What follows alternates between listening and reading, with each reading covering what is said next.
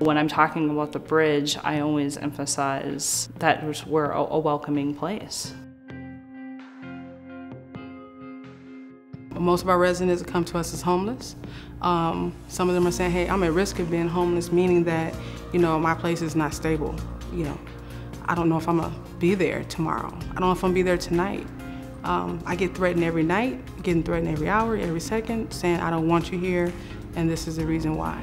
Not many people have been in that situation where they don't know where to go, and they're really afraid.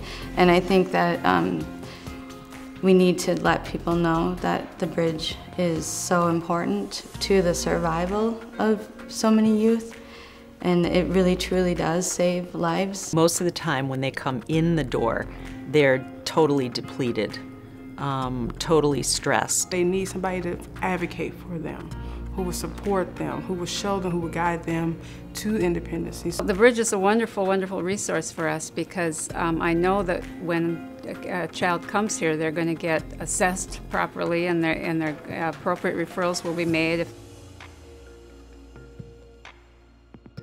My family was half abusive. My mom was the abuser, my dad was not.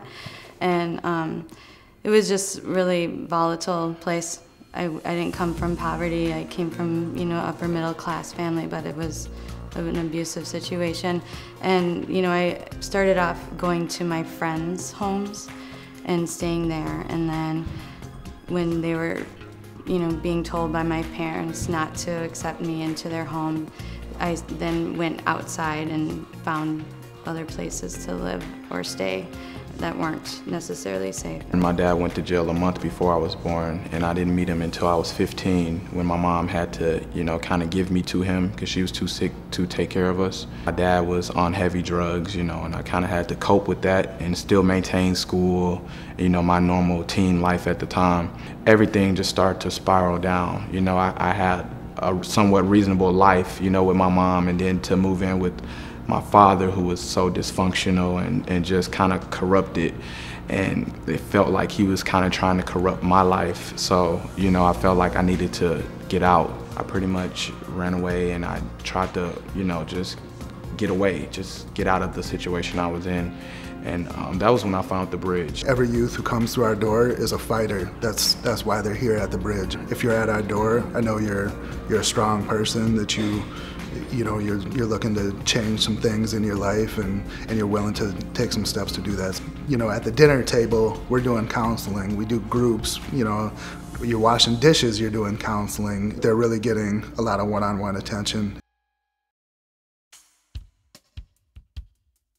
The LGBT community is special in the sense that they have the highest numbers of homelessness and factors of at-risk behavior, drugs, alcohol, sexual exploitation, survival relationships. It's nice to have a counselor or a mediator or another adult kind of step in and help facilitate conversation around coming out issues.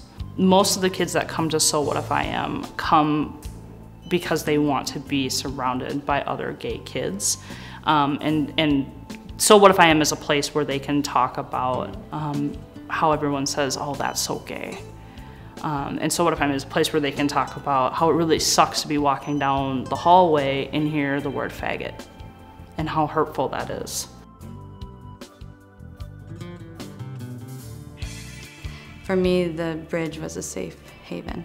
And the beautiful thing about the bridge is that when I came here, it connected my family and me to services to help us become stronger and better. The feeling that they gave me when I walked into the bridge was, it was like an outstanding feeling, because it felt so safe, it was comforting. It felt like I actually had someone who was in my corner trying to, defend me. And man, it just felt so surreal, just to feel a love like your mother, from people who, barely knew you. And it was comforting. And I pretty much had a light glowing in me because, now I felt like I had a point and a reason, as to be somebody. And before then, I kind of didn't know exactly who I wanted to be. I have never seen a group of people so dedicated to families and youth and to what they do. I think the bridge needs to be supported, because without the bridge, where would these youth go? The bridge really saved my life.